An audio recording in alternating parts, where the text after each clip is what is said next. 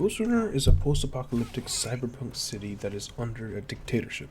You are the titular GhostRunner, the last of his kind, trying to avenge your creator and save the city from the tyranny.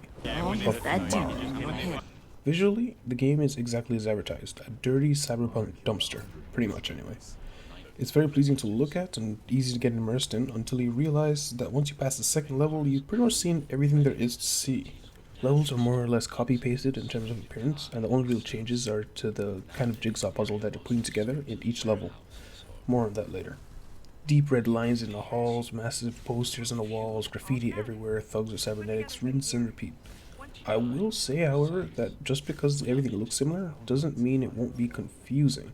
In fact, because everything is very similar, it's very easy to get lost in. Looking around, the level design could be improved, but more on that later as well. Despite being very repetitive, the game definitely does look like it did what it set out to be, and there's no taking it away from that.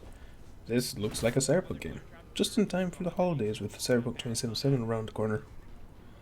Music is kind of the same story. It's not particularly distinct, and you won't be able to remember how any of it sounds after you close the game. It's your typical standard cyberpunk fanfare. While the development was clearly focused on the game, the music is serviceable, gets its job done, because when this game gets into a stride of you just looping around the room like Spider-Man slicing through people, that's what really helps put it in its peak form. The music sets you in that mood. When the game begins to flow, that's when it lets loose. But other than that, there's really not much else to say. So, the game feels like you're a death-dealing speedrunning ninja, which is essentially what it was trying to do. In fact, it has leaderboards and there's already postings for fastest time and world clearing. But before we get to that, let's talk basics. This is Mirror's Edge combined with Hotline Miami. You kill everything in one hit, everything kills you in one hit. You grapple from hook to hook in this impossible to navigate by normal means world, and you power slide your way to victory. The game is constantly inducing new enemies and concepts. There's no real way to get used to them because as soon as it introduces a concept, the next room is going to have a new kind of spin to it. Each room is like a puzzle that can be solved a dozen different ways, and it's essentially a murder playground. This game is meant for many playthroughs, to find all the collectibles, so if you're into that kind of thing, you're going to really like this. There are a few mini bosses, which I won't spoil since I think running into something you don't quite understand is part of the fun, the very frustrating fun. But the game utilizes its enemies very well, and it teaches you pretty quickly how to kill each one of them, and then it kind of adds a little splash of complication on it little by little. For instance, the initial thug you see, easy. Dodge a shot, voila, no more thug.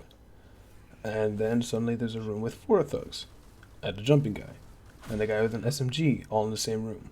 You get used to it, and by the end you'll be able to go back to the start of the game and just wipe the floor with everyone who gave you a headache before. But it will feel like banging your head against the wall, especially for the first 5 levels or so. The game all in all took me about 5 to 6 hours to complete, and I will say there are some rooms that come across 10 times harder than a room behind it, so there is a bit of scaling difficulty that doesn't really make sense sometimes, but it may just be me, so your mileage may vary. I did mention level design was a little bit messy. As I mentioned in the visuals section, everything looks very similar, so there will be sometimes you just get turned around, even like mid-combat. You'll forget where you were. Part of that is the skill to it, so you may have fun just getting used to it, but also kind of an easier to see pattern, because whatever it is that makes it so easy for you to just know which way to go in most games, this game has a hard time with it. The minimap helps a lot. It's just so easy to get turned around, and like I said, if you're in the middle of combat, you're not really paying attention to that anyway. Altogether, somewhere in here, there's a 10 out of 10 game, and I really mean that. When this game peaks and when this game gets to where you feel like it was trying to show you in the trailer, it's unlike any other game I've played. It scratches that itch that no other game has, right? But at the same time, it consistently sits around a 8 out of 10. And the reason for that is while the game can flow to a peak level masterpiece, many times it simply doesn't feel like that. Many times it simply doesn't feel as smooth as I'd like it to be. Some levels, for instance, can't decide if they're a jumping puzzle or clearing the room challenge, as in sometimes navigating the geography is just as difficult as killing the enemies. I think that a smart move for this developer would be to have some separate maps that are purely for parkour or clearing it as quickly as possible. I think a multiplayer community would really enjoy that personally.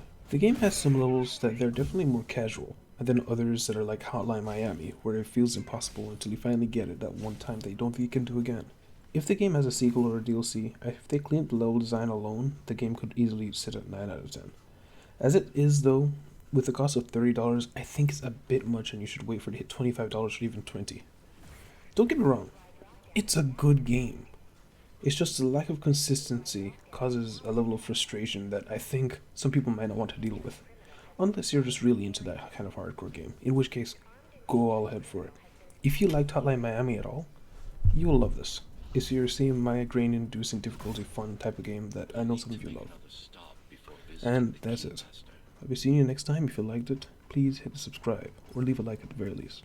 Goodbye.